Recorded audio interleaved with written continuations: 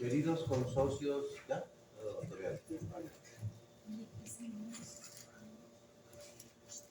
Queridos consocios e invitados, muy buenas noches. Bueno, pues, les agradecemos mucho que estén aquí este día acompañándonos en un evento cultural y literario que organiza don Carlos Martínez Plata junto con José Roque Quintero. Y bueno, pues como siempre vamos a nutrirnos espiritualmente del arte y pues todo lo que implica este tipo de presentaciones. Entonces, bueno, pues muchas gracias por estar aquí. Me da mucho gusto ver a tan queridos consocios.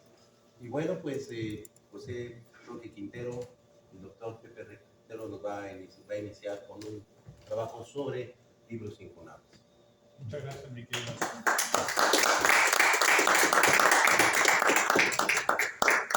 Buenas noches. Este evento tiene que ver con el día de mañana, que se celebra el Día Mundial del Libro y la Lectura y los Derechos de Autor.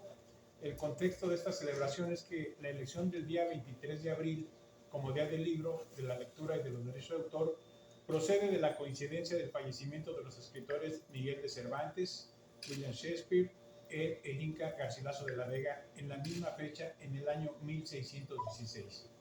Aunque realmente no fuese en el mismo día, debido a que la fecha de Shakespeare corresponde al calendario juliano, que sería el 3 de mayo del calendario gregoriano, y que Cervantes falleció el 22, siendo enterrado el día 23.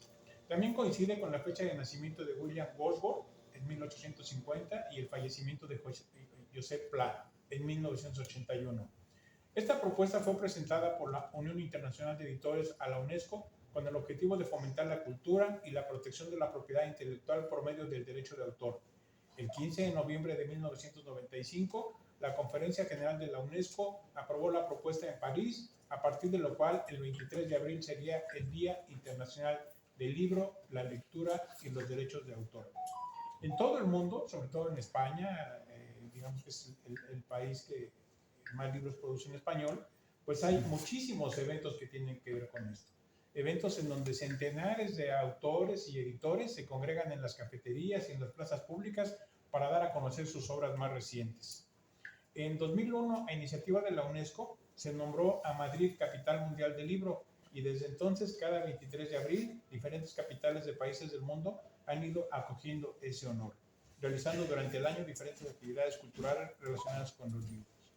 El comité de selección está integrado por representantes de la Unión Internacional de Editores, la Federación Internacional de Libreros, la Federación Internacional de Asociaciones de Bibliotecarios y Bibliotecas de la IFLA y de la UNESCO.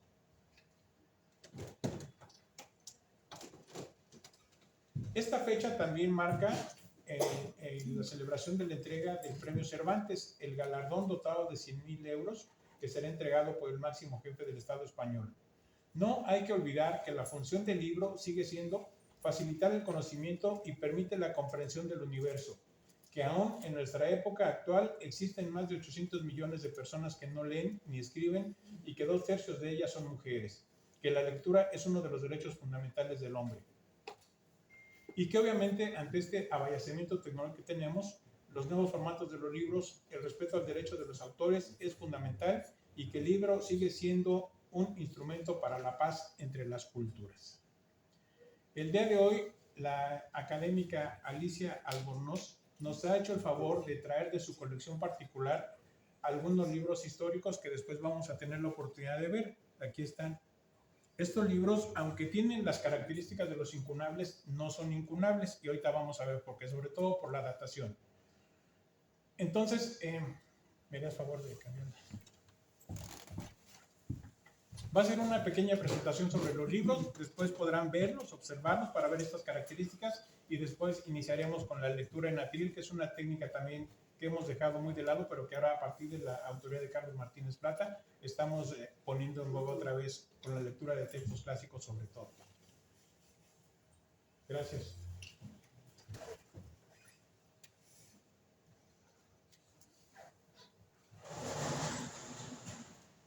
Libros incunables.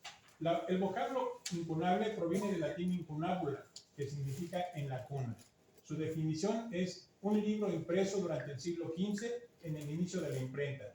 Se atribuye dicho término a Hadrianus Junius, quien llamó estos libros Prima Artis Typographicae Incunabula en 1588, en su obra póstuma Batavia. Si bien se consideró por mucho tiempo que el primer uso de este término lo había hecho Bernard von Manteuffel en su obra De Orto et Progresso Artis Typographicae, del nacimiento y progreso del arte tipográfico, posiblemente fue Cornelius van Beuningen quien popularizó el término gracias a su catálogo Incunabula Typographia publicado en 1688. Aquí pueden ver ustedes algunos de los libros incunables y vamos a ver cuáles son algunas de las características. Una de las principales características son las encuadernaciones. Todas las encuadernaciones son en vitela. ¿Qué es la vitela? La piel de animalitos recién nacidos. Y bueno, estos libros se darán cuenta ustedes que tienen más de 500 años. Es decir, esta piel tiene la propiedad de haber durado más de 500 años. Obviamente eran pieles curadas, curtidas, que permitían, eran maleables para encuadernar el libro y por eso es que han llegado hasta nuestra fecha. Por eso la Biblia es un incunable. La Biblia no es un incunable. No es un incunable. No es un incunable. La Biblia no tiene fecha de publicación. Es anterior a eso todavía, porque la Biblia en su origen fue manuscrita, no fue impresa. Ah, bueno, sí, ya sé que ejemplares de ella sí fueron ya hechos con tipos gráficos. Yo tengo entendido que la primera obra que se imprimió fue la Biblia. Una de ellas. Ahorita vamos a ver cuál fue exactamente. Una de ellas, una versión de ellas. Pero eso no la hace incunable. Sí, exactamente. Sí. Por la publicación en tipos gráficos. Exactamente. La siguiente, por favor. La imprenta. En este periodo, la impresión tipográfica todavía no se había especializado. El impresor era dueño y manipulador de la prensa, es decir, era el fundidor de tipos, el fabricante del papel, el encuadernador, el editor, el librero, el artesano, el artista y el que sabía de libros. Algunos de ellos dejaban una marca de agua o filigrana en el papel que fabricaban. De esa manera sabíamos quién le editó, pero hay muchos que carecían de firma y fecha. Y esta es otra de las características de los incunables, que muchas veces no tienen datos que permitan hacer el registro bibliográfico del material. Por eso también tenemos muchas técnicas que permiten investigar y acercarnos a la fecha, acercarnos al autor, acercarnos al impresor o acercarnos al lugar de publicación en lo que se llama realmente lo que es una investigación bibliográfica. La datación europea. Bueno, la siguiente, por favor.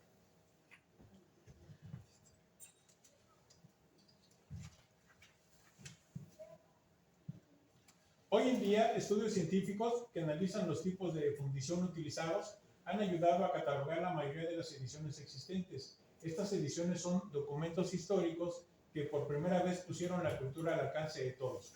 El término incunable hace referencia a la época en que los libros se hallaban en su cuna, es decir, en la primera infancia de la técnica moderna de hacer libros a través de la imprenta. Así, son reconocidos como incunables los libros impresos entre 1453, fecha de invención de la imprenta moderna, y 1500, precedentes de unas 1200 imprentas distribuidas entre 260 ciudades, con un lanzamiento aproximado de 35,000 obras distintas. En el siguiente cuadro podemos ver esta datación. El siguiente, por favor. Las primeras imprentas son en Europa de 1453 a 1500. Y en América son a partir de 1501. Es decir, el libro que se haya impreso en diciembre de 1500 todavía tiene esta categoría de incunable. Y el libro que se hizo a partir de 1500, que ya son libros que aparecen en América, porque la imprenta después se traslada a América, son ya libros que los europeos dicen que no son incunables, pero técnicamente son incunables porque cumplen con esta función de haber sido hechos en la primera cuna, en la primera imprenta. Pero los europeos dicen que los incunables americanos, como así les llaman, son ediciones príncipe, que no son incunables, pero los incunables son solamente los europeos. Y hay una discusión ahí entre los especialistas entre que sí y entre que no. Pero finalmente para nosotros, para los americanos, el libro que se hace en la primera imprenta es un incunable, porque es técnicamente lo que define el incunable. Y después, como decía, hay 35,000 obras en 260 ciudades en 1,200 imprentas en este periodo, de 1453 a 1500. La siguiente. Los primeros incunables. A Gutenberg se le atribuye la invención de los caracteres móviles fundidos. Los primeros incunables salieron de su imprenta y entre ellos destaca la Biblia de Gutenberg, la que mencionabas, Alejandro. de 1453 a 1455, en latín, de 42 líneas. Durante los primeros 30 años, la imprenta se expandió por Europa Occidental y comenzó a dividirse en diferentes actividades especializadas. Y podemos ver en la siguiente la Biblia, que es la que tú mencionabas. Esta es la Biblia, que es obviamente un incunable. Al principio, como van a ver en estos libros que hay aquí, los libros no tenían portada, usaban caracteres basados en la escritura gótica y las palabras tenían numerosas abreviaturas imitando a los códices. Fueron adaptándose otros tipos de letras, especialmente la romana, la veneciana, itálica y la cursiva, mucho más legibles que las primeras y que al fin prevalecieron sobre estas, salvo en Alemania. Hacia finales del siglo XVI se introdujo el tipo elseveriano, del neerlandés Elsevier, y más delgado que los anteriores, y después siguieron otros caracteres de fantasía hasta llegar a la gran variedad que hoy conocemos. Ustedes se meten a Word cuando van a darle un tipo de letra y se van a dar cuenta que aparecen miles de tipos de letras. Y ustedes pueden ponerlos en esos caracteres sin ningún problema. Aquí no, porque aquí lo que tenía que hacer era inventar el estilo de la letra y el tipo móvil y todas las letras del alfabeto en ese mismo tipo para hacer el libro uniforme. Antes de los tipos metálicos móviles se usaban planchas de madera fija que dieron lugar a los incunables gilográficos, entre los que destaca la Biblia Pauperum o Biblia de los pobres. Como se indica arriba, un incunable es todo aquel libro impreso de caracteres móviles desde los orígenes del arte tipográfico hasta el 31 de diciembre de 1500. Ya vemos específicamente algunos incunables españoles. El primer libro español impreso que se conserva es el Sinodal de Aguilafuerte, impreso por Juan París de Heidelberg en 1472, que contiene actas de una reunión celebrada en Aguilafuente, Segovia. Algunos incunables de gran valor en España son la Biblia impresa en Valencia en 1478, los 12 trabajos de Hércules de Enrique de Vilhena en Zamora en 1483. Vayan viendo las fechas, cómo coinciden con el periodo que mencionamos. Tirante de El Blanco de Jordi Martotelli en Valencia en 1490. Gramática de la lengua castellana de Antonio de Nebrija. Aquí hay un ejemplar. Ahorita que vengan a verlo, este es un ejemplar de Antonio de Nebrija y está fechado en 1754. Gramática de la lengua castellana de Antonio de Nebrija, Salamanca en 1492, y la primera edición de la Celestina de Fernando de Rojas, atribuida a Fadric de Basilea en 1499, afamado impresor que trabajó en Burgos durante 30 años y que dejó tras de sí una importante estirpe de impresores en la ciudad. Hablando precisamente de la gramática de Nebrija, esta es una edición posterior por la fecha de edición, pero obviamente lo que estamos viendo es algunas características que cumplen con el requisito del incunable. En nuestra biblioteca tenemos libros antiguos, pero ninguno es de esta fecha. Por eso es que precisamente el gran valor de los que trae Alicia hoy, porque son los que más o menos se parecen a los incunables.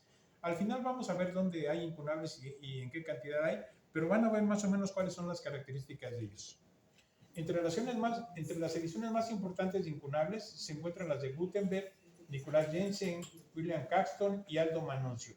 Para conocer los incunables, principalmente aquellos que no tienen muchos datos, hay que fijarse en otras particularidades que los distinguen. Por ejemplo, la siguiente.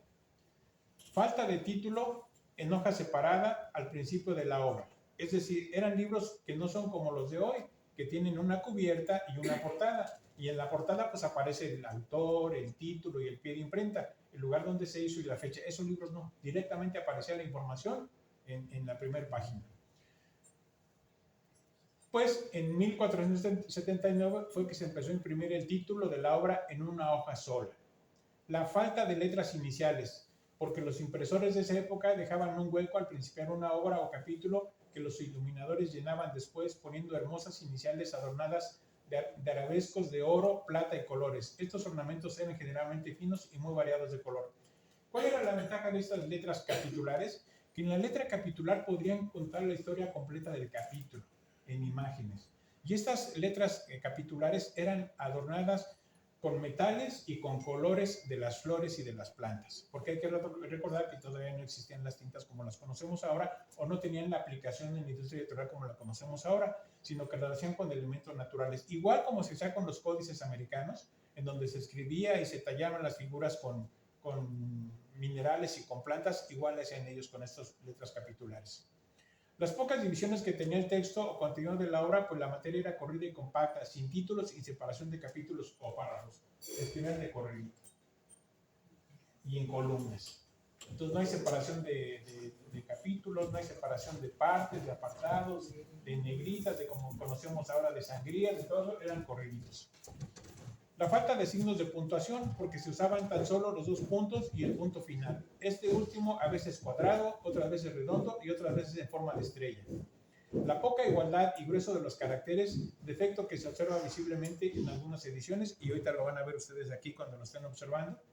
La omisión de colofón, es decir, no tenían un colofón como lo conocemos ahora, donde se dice qué tiraje tenía, quién lo escribió, dónde se escribió, dónde se publicó, cuántos ejemplares, no tenían esa información. Pues en las primeras ediciones se hizo abstracción de ellos en lo absoluto a fin de no divulgar el nuevo invento de la imprenta y poder vender los ejemplares de estas ediciones como manuscritos. También vamos a ver algo que es muy importante, que es la falta de paginación. Esas características las vamos a encontrar aquí en estos libros. No traen esta viene combinado, como son ya más recientes, traen paginación, pero además traen lo que le llaman la guía. Al final de cada paginita aparecen las 3 o 4 palabras de la siguiente palabra de la siguiente hoja. Y esa era una forma como una escalerita de ir viendo cuál es la que seguía. Si ustedes ven por aquí que dice Bell, el primer párrafo de la siguiente empieza con Bell, invariablemente. Esas guías permitían dar el seguimiento de la paginación, aunque no tenían página como la conocemos ahora. Tipos son toscos, irregulares e imperfectos, con excepción de algunos impresores de renombre. Al final de cada volumen, en el colofón, cuando había, se colocan las notas tipográficas a semejanza de los manuscritos. Explícite Liber Dictur, aquí termina el libro, que se llama autor, impresor, año, mes y día. Capítulos y párrafos unidos, sin sangría, se utilizan signos llamados calderones para separar los párrafos. El material. Todavía van a ver ustedes en este tipo de libros la calidad del papel. El papel más comúnmente empleado fue el trapo, siendo grueso, irregular y de color grisáceo o amarillento en las primeras ediciones. Obviamente todavía no se conocía el papel ni la celulosa de papel como la conocemos ahora. Eran hojas mucho más naturales, mucho más toscas, mucho más machacadas. No sé si recuerdan también cómo se hacían los códices en América, como lo hacían los grupos anteriores, que hacían masita con el papiro, que también se hacía en Egipto, y lo machacaban hasta hacer láminas. Por eso quedaban muy, muy gorditas. Ellos lo empezaban a hacer con papel, con trapo. El incipit es una palabra latina que viene de la raíz incipere, empezar, y que indica el principio de un escrito antiguo, señalando aquí comienza. Y el explicit proveniente del latín señala cuál es el final o las últimas palabras del impreso. Entonces, los libros iniciaban con el incipit y terminaban con el explicit. La portada. Los primeros libros impresos carecían de portada y el texto solía comenzar desde la primera página a continuación del incipit. En otras ocasiones lo que figuraba al comienzo del libro era una dedicatoria, y normalmente era una dedicatoria de tipo religioso. Sustitución de letras. La siguiente, por favor. Con frecuencia una letra era reemplazada por otra. Por ejemplo, la letra E se empleaba para sustituir los diptongos latinos AE o E, y la letra C era reemplazada por la letra T. Abreviaturas. Los primeros impresores buscaron que los libros impresos guardaran la mayor semejanza posible con los manuscritos, por la razón que habíamos dicho que eran más comerciales y trataban de venderlos como manuscritos. Y por esta razón que los incunables se caracterizaron por exhibir un uso excesivo de abreviaturas.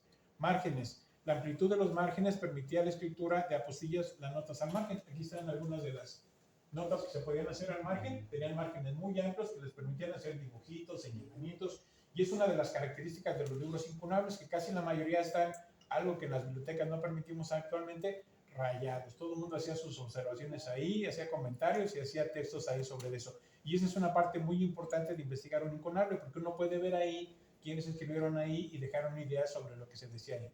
Y la otra parte, que es lo que les mencionaba, las letras capitulares. Una letra capitular que está en colores también naturales, pero que en la letra está toda la idea de lo que es el capítulo. ¿Qué es lo que trataba en el capítulo esta letra?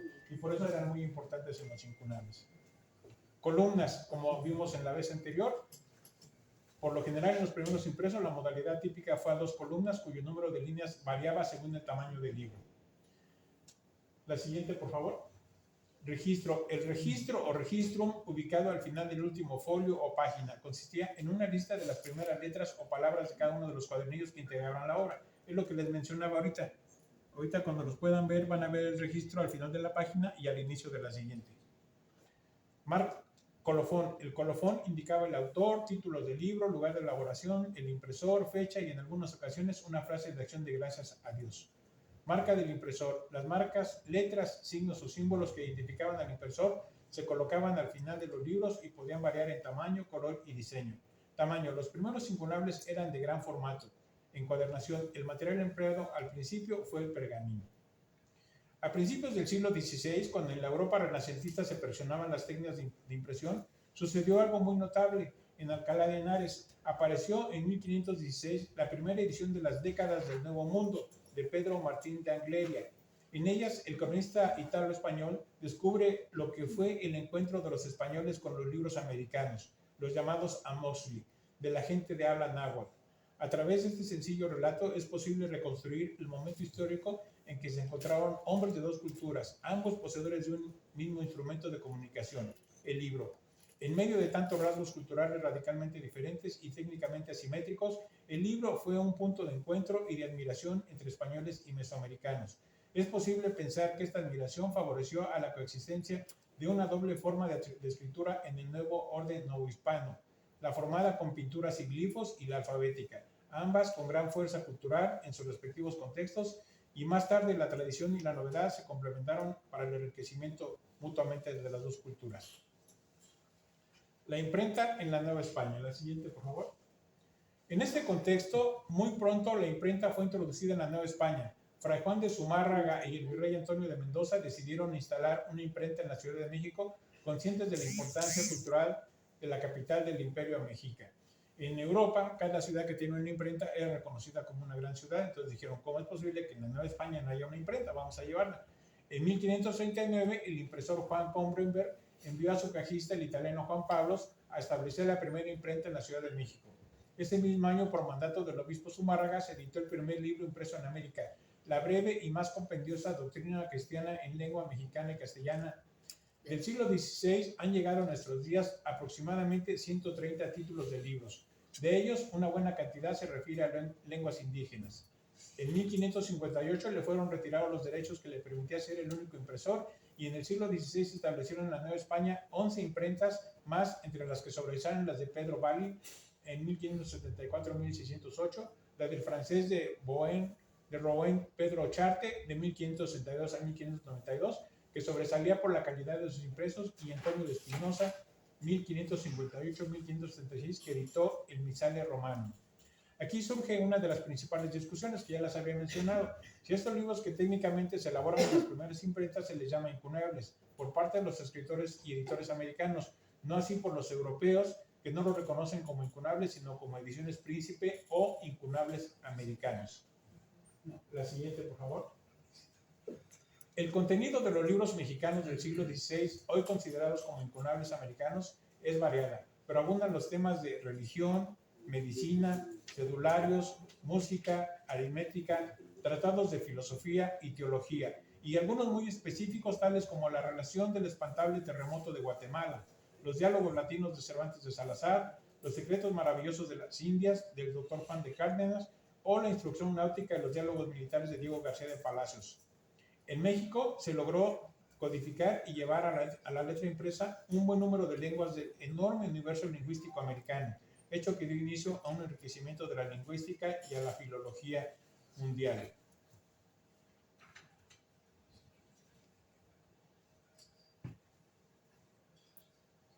La siguiente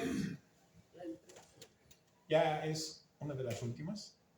Recién consumada la conquista, los franciscanos habían fundado para entonces, aledaño a la Ciudad de México, un colegio modelo, el de la Santa Cruz de Tlatelolco, donde un grupo de alumnos nahuas muy aventajados enseñaba a sus maestros lo más profundo de su lengua y con ella el interior de su pensamiento.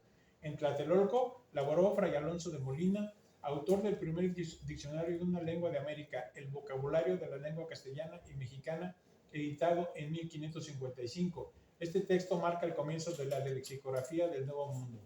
En la misma década, en 1553, inició sus cursos la Real y Pontificia Universidad de México, a su vez primera del continente, para lo cual fueron impresos a partir del año siguiente, 1554, los primeros libros universitarios americanos, mismos que poco más tarde fueron reimpresos y utilizados en universidades europeas. Los títulos editados durante el siglo XVI fueron verdaderas piedras miliares en el conocimiento de las lenguas vernáculas americanas y también instrumentos que facilitaron el intercambio de cultura en otros campos. Gracias a estos impresos mexicanos del siglo XVI, la palabra nativa quedó para siempre impresa y hoy puede apreciarse en toda su belleza en tipos góticos y romanos, con grabados y capitulares, cornisas y viñetas, pero sobre todo con el mensaje profundo que toda lengua transmite en su propia cultura. En la actualidad, se conocen poco más de 550,000 ejemplares a lo largo y ancho del mundo. Alemania es el país que cuenta con el mayor número de incunables. La principal biblioteca que tiene incunables en Alemania es la Biblioteca Estatal de Baviera, que tiene 18,700 volúmenes. La British Library en Inglaterra, que tiene 12,500. En Francia hay 11,887. En Italia, 10,446. En Estados Unidos, 12,600. Y en España, 16,700. En México, la Biblioteca Nacional de México tiene 173. La Biblioteca Palafoxiana cuenta con 9. En Durango aparece un ejemplar de la Crónica de Nuremberg de Schiller. La Biblioteca José Vasconcelos tiene 5 y la Biblioteca La Fragua tiene 17. Hay también ejemplares de incunables en la Biblioteca Cervantina, en el Centro de Estudios de México, de Historia de México, antes era de Condumex, y que ahora es de la Fundación Slim, y la Biblioteca del Convento de Santo Domingo en Oaxaca, entre algunas otras. Y desde luego algunas ediciones privadas. Para finalizar, voy a tratar de meter también un elemento muy importante que son las marcas de fuego. Estas marcas de fuego, como pueden ver aquí, eran marcas que les ponían a los libros, tal como se marcaban los caballos o a las reses. Con un hierro se marcaba esto. ¿Por qué? Porque esto era característico de las bibliotecas conventuales. En las bibliotecas conventuales había una amenaza de excomunión a quien se llevara los libros y no los regresara a la biblioteca. Era muy, muy estricta la disciplina entre los religiosos, porque hay que recordar que en esa época, primero los libros se hacían a través de los amanuenses, es decir, los monjes se dedicaban todo el tiempo a estar copiando los libros a mano, ¿verdad? Y entonces sacar un libro pues era una materia prima del trabajo de toda la congregación y era parte del trabajo de catequización que hacían en el Nuevo Mundo a través de estos libros. Entonces estaban traduciendo oraciones o haciendo los misales o haciendo todo lo que era la materia prima para la catequización. Entonces era su materia prima, era la fábrica de los libros. Cuando estos libros empiezan a hacerse a través de la tipografía, los empiezan a marcar y las marcas son muy importantes porque las marcas son de alguna manera la característica que da la propiedad al convento que lo tiene. Ahí me gustaría ver si tenemos oportunidad de hacer otra plática sobre marcas de fuego porque todo el tema es muy interesante. Entonces, a muchos de los monjes que se les encontraba que se llevaban libros a su celda y no tenían permiso, se les excomulgaba y se les castigaba. Y mucho más si no eran monjes, si eran profanos y sacaban los libros de la biblioteca. Era muy, muy castigado sacar los libros de la biblioteca. Y la única forma de hacerlo era a través de la marca de fuego. ¿Cómo se veía la marca de fuego? Y la marca de fuego tiene que ver, ahorita lo vamos a ver, con la congregación, con la persona, con el símbolo de la curia. Aunque pueden existir, la siguiente por favor, aunque pueden existir diversos tipos de divisiones, las más comunes son las siguientes. Epigráficas, siempre que la marca de fuego contenga palabras, abreviaturas, monogramas, anagramas e iniciales. Figurativas, si la marca de fuego representa animales, objetos, figuras humanas, escudos heráldicos, emblemas o sellos. Más allá de su importancia como objetos artísticos, las marcas ayudan a ubicar de forma exacta a qué colegio o congregación pertenecía el libro en cuestión originalmente. Existen casos especiales en donde la identificación de la marca de fuego de un libro antiguo se dificulta porque se encuentra en el corte del ejemplar. Para estos casos en los que la marca se encuentra dañada por la decoración de los cortes o porque esta se encuentra entintada, se utiliza también el tacto como forma de identificar la figura. ¿Por qué el tacto? Porque esto al poner la marca dejaba un bajo relieve. Entonces solamente tocándolo es como uno se puede dar cuenta de cuáles son los bordes e identificar más o menos esto. Las marcas de fuego ayudan al estudioso del libro antiguo a tener un panorama general de los libros. Los colegios compraban, imprimían e incluso se expoliaban de las bibliotecas monásticas, así como idiomas en los que estos se leían, las materias más estudiadas y en algunos casos quienes leían los libros. Gracias a que las marcas de fuego se combinaron muchas veces con los ex libris de las bibliotecas conventuales, ha sido posible ubicar con mayor exactitud el periodo del libro y ubicar la mayor certeza su lugar de procedencia. El ex libris viene siendo una marca de fuego, pero personal, individual. El ex libris es la marca de fuego de un dueño de alguna biblioteca particular, y ahí le ponían o bien su profesión, o bien su apellido, o bien su genealogía, o bien algún distintivo de la familia. Entonces, es diferente, la marca de fuego es con fuego ardiente y la otra es dibujada o grabada o en una etiqueta. Finalmente les quiero mostrar algunas marcas de fuego particulares.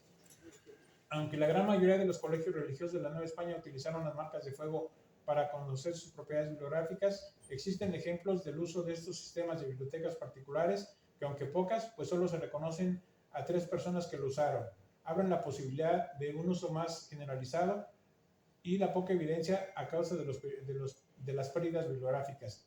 El Fondo Antiguo de la Biblioteca Central de la Universidad Nacional Autónoma de México reconoce marcas empleadas por José María Chávez, Francisco Luciaga y Felipe de la Torre. Y en estas colecciones podemos encontrar lo que habíamos dicho, de si son de los agustinos, de los betlemitas, de los carmelitas, del clero secular, de los jesuitas, de algunos institutos, franciscanas, dominicas, mercedarias, de las monjas no identificadas y oratorianas. Todas las congregaciones tenían su propia marca de fuego y tenían algunas diferentes dentro de ellas, pero en general estas colecciones son las que están ubicadas en la Biblioteca Nacional. Lo voy a dejar hasta aquí. Después tendremos oportunidad de platicar con más detalle de las marcas de fuego porque es un tema muy apasionante y hay miles de ejemplares.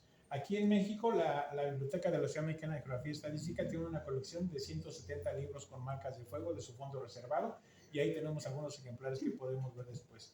Si gustan entonces poder pasar a ver, ahorita que acomodamos aquí para el diálogo en atril, si quieren mientras pasar a ver los libros para que vean algunas de las características de ellos.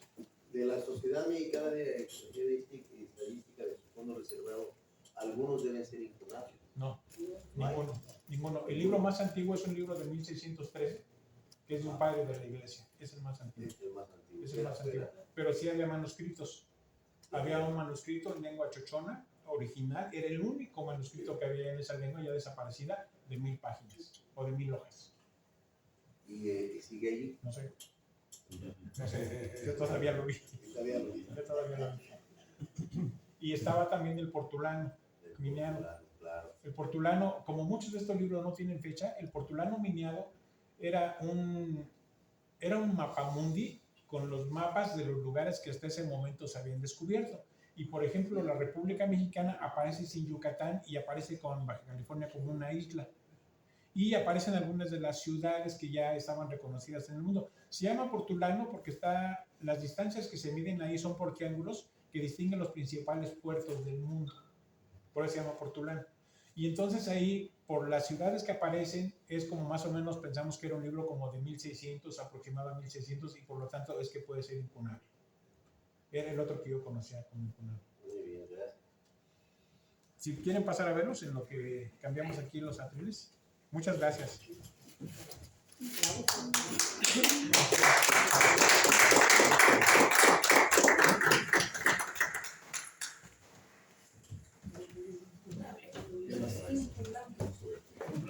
Un ratito, dije, voy a...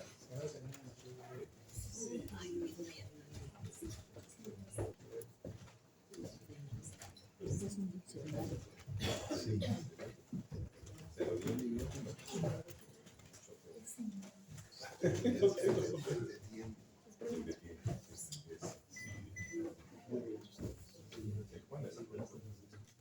Aquí están las guías, los registros. Estas tres citas son las que invariablemente aparecen en la siguiente página. Esta ya tiene paginación, pero la mayor parte del libro tiene 2 columnas. Su título es kilométrico, su título grandísimo. No había títulos cortos, pero es el título. Pero es el título.